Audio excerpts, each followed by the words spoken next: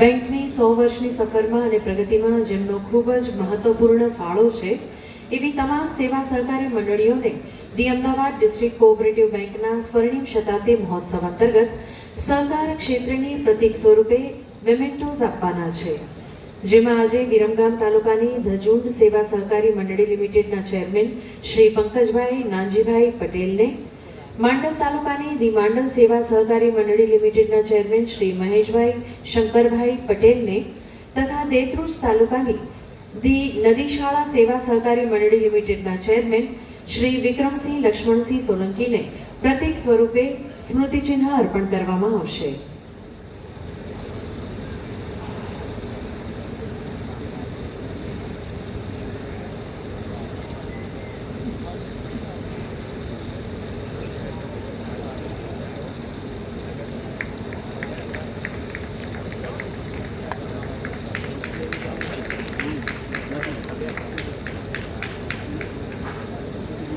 The Ahmedabad district cooperative બેંકના સ્વર્ણિમ શતાબ્દી મહોત્સવ અંતર્ગત સામાજિક જવાબદારીના ભાગરૂપે સમાજમાં દિવ્યાંગોને મદદરૂપ થવા અને સહાયરૂપ બનવા માટે શ્રી રણજીતભાઈ મહેન્દ્રભાઈ ઠાકોર વિરમગામના જે છે તેમને ટ્રાયસિકલ ભેટ આપવામાં આવશે.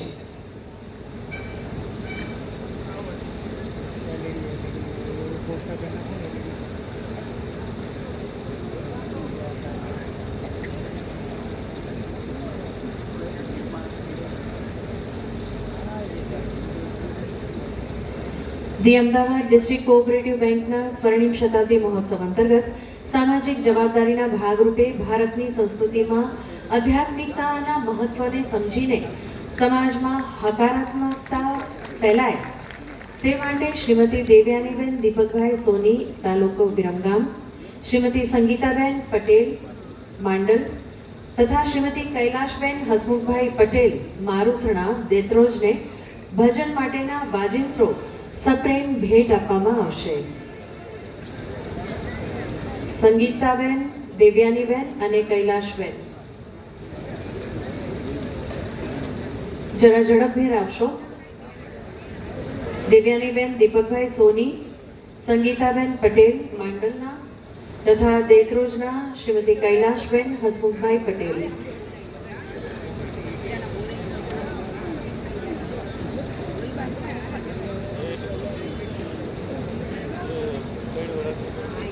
થોડા ઝડપથી આવી જજો મંચ ઉપર.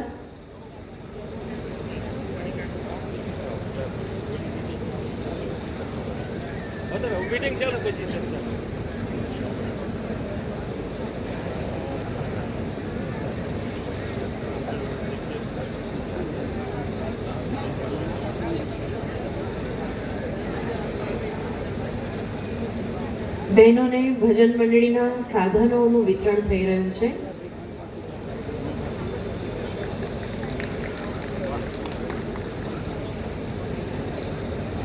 સાથે જ વિદ્યાર્થીઓને ફૂટવેર એટલે કે ચપ્પલ તથા સાયબર સુરક્ષા પુસ્તક આપીને તેમને પણ સહાય કરવામાં આવશે. ધી અમદાવાદ ડિસ્ટ્રિક્ટ કોઓપરેટિવ બેંકના સ્વર્ણિમ શતાબ્દી મહોત્સવ અંતર્ગત સામાજિક જવાબદારીના ભાગરૂપે સ્કૂલના બાળકોને ચપ્પલ આપવામાં આવે છે તથા આધુનિક યુગમાં નાણાકીય વ્યવહારોની સુરક્ષાના જ્ઞાનની પણ અતિ આવશ્યકતા રહેલી છે, જેના ભાગરૂપે વિરમગામ તાલુકાની દિવ્ય જ્યોત વિદ્યાલયના વિદ્યાર્થીઓ, માંડલ તાલુકાની કુણપુર પ્રાથમિક શાળાના વિદ્યાર્થીઓ તથા દેત્રોજ તાલુકાની આદર્શ પ્રાથમિક શાળા અશોકનગરના બાળકો માટે ચપ્પલ, વિદ્યાર્થી સતર્કતા બુક તથા સાયબર સુરક્ષા બુક સુપ્રત કરવામાં આવશે.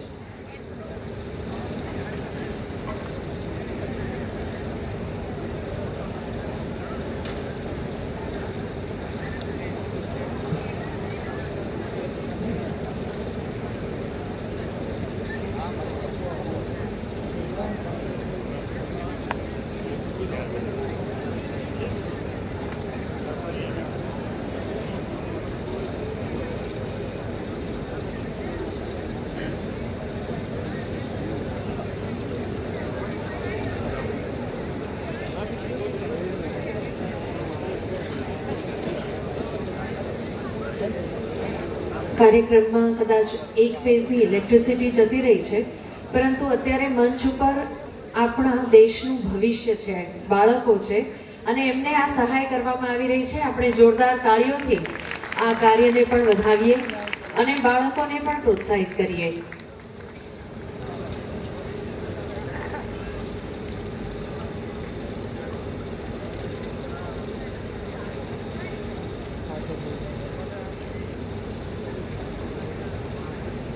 ફરી એકવાર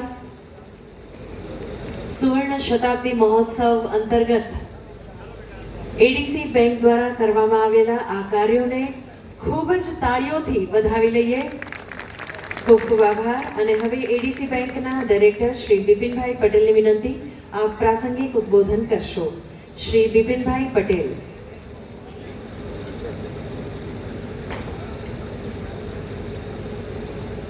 સુવર્ણ શતાબ્દી મહોત્સવની અંદર ઉપસ્થિત શ્રદ્ધેય મંચ, સામે બેઠેલા ત્રણેય તાલુકાના ચેરમેન, મંડળીઓના ચેરમેન, સેક્રેટરીઓ તેમજ સભાસદ ભાઈઓ બહેનો, આજના દિવસે હું આપને ખૂબ ખૂબ શુભકામનાઓ પાઠવું છું. સાથે સાથે માનનીય નરેન્દ્રભાઈ મોદી સાહેબ, જે આપણા વડાપ્રધાન છે, તેમને એક ઇતિહાસ રચનો ત્રીજી વાર કેન્દ્રની અંદર ભારતીય જનતા પાર્ટી સત્તારૂઢ થઈ અને એમાં પણ ત્રીજી વખત તેઓ પીએમ બને, ત્યારે તમારા સૌ વતી અમદાવાદ ડિસ્ટ્રિક્ટ બેંક વતી એમને ખૂબ ખૂબ શુભકામનાઓ પાઠવું છું. એ જ રીતના આપણા ગૃહપ્રધાન, સહકારિતા મંત્રી અને જેને ચાણક્યથી આપણે ઓળખીએ છીએ, તેઓએ પણ બીજી વખત લોકસભાની જંગી બહુમતી જીતી અને તેઓ ફરી ગૃહપ્રધાન અને સહકારિતા મંત્રી બને એ બદલ તેમને પણ આપ સૌ વતી શુભકામનાઓ પાઠવું છું. સાથે સાથે વાત કરું તો આપણે સૌની વર્ષોથી એક માગણી હતી, સહકારી ચળવળની અંદર જોડાયેલા દરેક કાર્યકર્તાની એક સહકારિતા મંત્રાલય કેન્દ્રની અંદર હોવું જોઈએ, પરંતુ સંભાવ શક્ય બન્યું નહીં. માનનીય નરેન્દ્રભાઈ મોદી સાહેબે ઇતિહાસની અંદર, ભારતની અંદર પહેલું સહકારિતા મંત્રાલય બનાવ્યું અને તેની અંદર પણ જેવા વર્ષોથી આ ચળવળની અંદર ભાગ લે છે, જે મંડળીથી મળી તાલુકા પરચેજ હોય, જિલ્લા પરચેજ હોય, તાલુકા સંઘ હોય, જિલ્લા સંઘ હોય, બેંક હોય, ડેરી હોય, સ્ટેટની સંસ્થાઓ, નેશનલ સંસ્થાઓ, દરેક સંસ્થાઓની અંદર જેમને યોગદાન આપ્યું છે, તેવા વ્યક્તિત્વને જ્યારે સહકારિતા મંત્રાલયનો હવાલો આપ્યો, ત્યારે સહકારિતાના ચળવળની અંદર જોડાયેલા દરેક વ્યક્તિઓને લાગ્યું કે હવે આ સહકારીની દિશા અને દશા બંને બદલાશે. માનનીય અમિતભાઈ જ્યારથી સહકારિતા મંત્રાલયનો હવાલો સંભાળ્યો, તરત તેમને દેશની અંદર બધા જ જ્યાં ગ્રામ પંચાયતો હોય, તમામ ગ્રામ પંચાયતોએ સ્પેક્સ હોવી જોઈએ એવું તેમને આહવાન કર્યું. નવી 2 લાખ સ્પેક્સ બનવાની સાથે તેમને અત્યારે કામ કરી રહ્યા છે. આ સ્પેક્સો કોમ્પ્યુટરાઇઝ કરી અને જેને કારણે સરકારી યોજનાઓ, સરકારી યોજનાઓ સીધો લાભ ખેડૂતોને મળે, દૂધ ઉત્પાદકોને મળે, એ પ્રકારની તેમને વ્યવસ્થા કરી.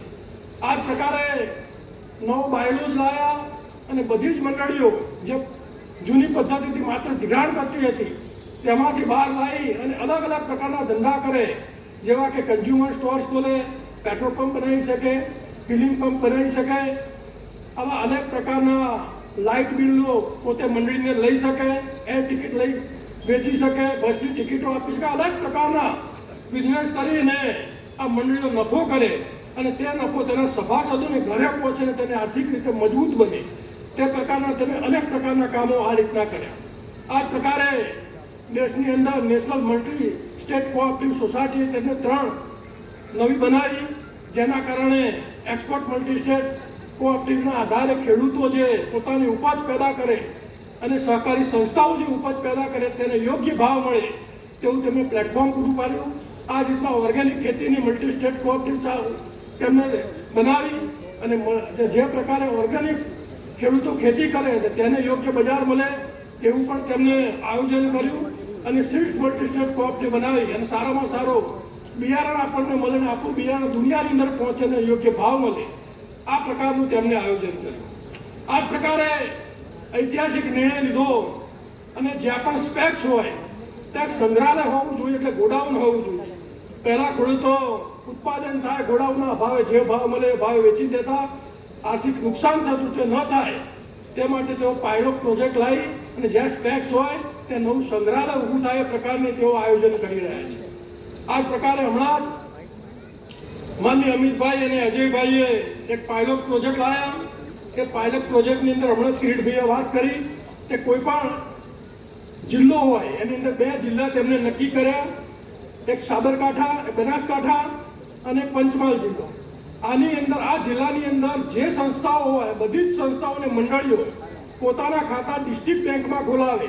આના કારણે ડિસ્ટ્રિક્ટ બેંક જો મંદ પડી હોય કે નફો કરતી થાય તેની સાથે જોડાયેલી દરેક સંસ્થાઓને તે પૈસાનો તેમને લાભ મળે.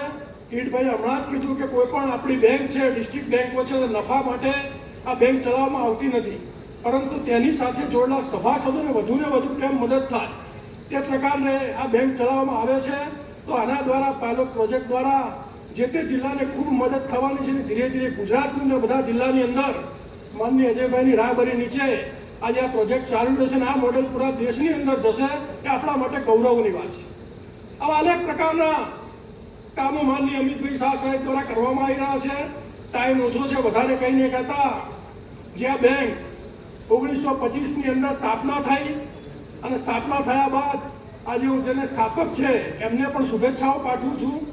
તેની જોડે જોડાયેલા ડિરેક્ટરો હોય એમને શુભેચ્છા પાઠવું છું. 15 જેટલા ચેરમેનો જે ચૂંટાઈને આ બેંક ચલાવી અને સુવર્ણ ઇતિહાસ એમને રચ્યો એવા બધા ચેરમેનોને અભિનંદન પાઠવું છું. પરંતુ આપણે વિદિત થાય કે 1990ની અંદર 1990થી 99ની અંદર આ બેંક વીક બેંક જાહેર થઈ અને વીક બેંક જાહેર થઈ ત્યારે માનનીય અમિતભાઈ એ વખતે સરખેજ મત વિસ્તારની અંદર ધારાસભ્ય હતા. તેમને લાગ્યું કે બેંક બંધ થશે તો આ જિલ્લાની અંદર દરેક ખેડૂતો પાયમાલ થઈ જશે. આ બેંકને મજબૂત કરવા માટે તેમને કાર્યભાર સંભાળ્યો અને મને કહેતા આનંદ થાય છે કે પહેલા જ વર્ષે 20 કરોડની જે ખોટ હતી તેમાંથી તેઓ બહાર લાવીને 6.5 કરોડનો નફો કર્યો. એટલે 26.5 કરોડ રૂપિયા પહેલા જ વર્ષે નફો કરીને ડિવિડન્ડ આપ્યું. એમના માટે આપણે બધાએ અને તાલીઓથી તેમને વધાવી. ત્યારબાદ સરકારની અંદર મોટી જવાબદારી મળી અને કાર્યભાર આપણા માનનીય અજયભાઈ સાહેબને સોંપ્યો. ત્યારબાદ અજયભાઈ સાહેબે આ બેંકને આમ તો 0 પોઈન્ટની અંદર એનપીએ છે, પરંતુ એ એનપીએ કહેવાય નહીં, 0% એનપીએ બેંકની અંદર લાયા. ત્યારબાદ આ બેંકની અંદર ઉત્તરોત્તર ડિપોઝિટનો તેમને વધારો કર્યો, કાસા ડિપોઝિટનો અંદર તેમને વધારો કર્યો. આ બેંકને ઓડિટની અંદર એ વર્ગ તેમને અપાયો. આજે 10,000થી વધારે આ બેંકની અંદર થાપણો છે. 7,000ની આસપાસ આ બેંક ધંધો કરે છે અને 17,000થી વધારે ટર્નઓવર છે. એ આપણે હમણાં પિક્ચરમાં નિહાળ્યું છે તો આ ખૂબ મોટી વાત છે. પોતાનું બધું જ છોડીને જ્યારે આ બેંક પોતાની છે અને બેંક માટે જ જીવવું છે તે પ્રકારનું જ્યારે કોઈ કામ કરતું હોય ત્યારે કામ કરવા વ્યક્તિને અભિવાદન આપીએ તો કામ કરવાની તેને ખૂબ જ વધારે મજા આવતી હોય છે. તો આપણે બધાએ માનનીય અજયભાઈ, માનનીય અમિતભાઈને ઊભા થઈ અને તાલીઓ પાડી અને તેમને અભિવાદન આપીશું. બધા જ ઊભા થાવ અને 2 તાલીઓ આપી અને આપણે અભિવાદન કરો. અભિવાદન માટે એટલા માટે કહું છું કે એટલા માટે કરવાનું છે કે આ પછી જે પ્રકારે બેસી જાઓ, જે પ્રકારે આપ કામ કરો છો એની અંદર વધારે કામ થાય અને વધુ અમને ફાયદો થાય એટલા માટે સાહેબ અમે તમને અભિવાદન આપ્યું છે. વધારે કંઈ નહીં કહેતા સેવા વર્ષની અંદર સાથે મળીને જે રીતે આપ સૌએ આ બેંકને સાથ સહકાર આપ્યો છે એ રીતના આપતા રહેજો અને સેવા વર્ષ સારી રીતે ઉજવાય એ પ્રકારે સાથ સહકાર આપજો. એ જ અભ્યર્થના સાથે ભારત માતા કી જય, વંદે માતરમ, જય જય ગરીબ ગુજરાત. ખૂબ ખૂબ આભાર બિપિનભાઈ આપના પ્રોત્સાહજનક ઉદ્બોધન માટે. મિત્રો, મેઘમણી ગ્રુપ એ ભારતનું એક અગ્રણી કોર્પોરેટ જૂથ છે. કેમિકલ અને ફાર્માસ્યુટિકલ ક્ષેત્રમાં દેશનું એક ખૂબ જ વિશ્વાસપાત્ર નામ છે અને ગુજરાતની અગ્રણી કંપની એવી મેઘમણી ગ્રુપના શ્રી રમેશભાઈ પટેલ આજે આપણા સમારોહમાં અતિથિ વિશેષ તરીકે ઉપસ્થિત છે. આપને ઓળખાણની જરૂર નથી, પરંતુ તેઓ આપણા જ વિસ્તારના ટ્રેન્ટના વતની છે. આપણા વિસ્તારના સામાજિક કાર્યોમાં તેમણે હર હંમેશ સાથ આપ્યો છે. બ્લડ ડોનેશન કેમ્પમાં તેમણે ખૂબ જ સહકાર આપ્યો છે અને હર હંમેશ સમાજના અને આ વિસ્તારના કાર્યોમાં તેમણે આર્થિક મદદ પણ ઉદાર દિલે કરી છે એવા મેઘમણી ગ્રુપના રમેશભાઈને ફરી એકવાર જોરદાર તાળીઓથી વધાવીએ અને વિનંતી કરીએ તેઓ પ્રાસંગિક ઉદ્બોધન કરે. આજના પ્રસંગમાં આપણા સૌના આમંત્રણ અને માન આપીને આપણા ચેરમેન શ્રી અજયભાઈ પધાર્યા છે. ડિસ્ટ્રિક્ટ કોઓપરેટિવ બેંકના વાઇસ ચેરમેન જગદીશભાઈ પણ પધાર્યા છે.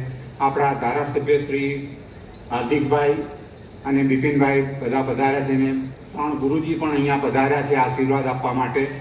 એટલે વિના સહકાર નહીં ઉદ્ધાર, સાથ સહકાર જે આપણા બધાનો મળી રહે છે આ બેંકને અને આના શતાબ્દી વર્ષ જે થઈ રહ્યું છે અને બીજા નવા 100 વર્ષ પૂરા થાય એવી હું અભ્યર્થના પ્રાર્થના કરું છું.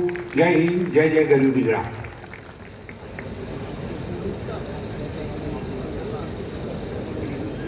ખૂબ ખૂબ આભાર રમેશભાઈ. અને હવે આપણા વિસ્તારના લાડલા પ્રજાના પ્રતિનિધિ શ્રી હાર્દિકભાઈને વિનંતી કરું, આપ પ્રાસંગિક ઉદ્બોધન કરશો.